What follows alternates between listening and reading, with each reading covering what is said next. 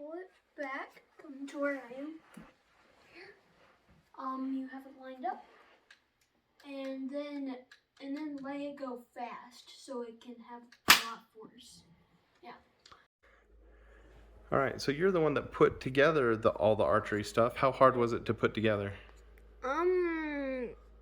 It took a couple minutes. Yeah, so it's pretty easy. You have played with it for a while now. It comes with tons of bullets. You can put it on your wrist. You can put it in the gun. You seem to like to just have piles so you could go super fast. What did you like most about it?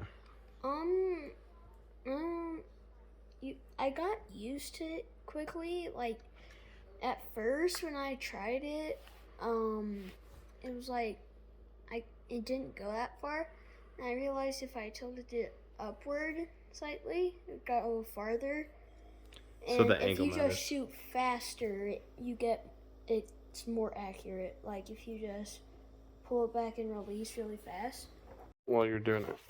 So how I did it was I pulled it back all the way, like tried to line it up. I'm not that good, but you kind of like at your target, and then you just let go. It's a pretty good shot.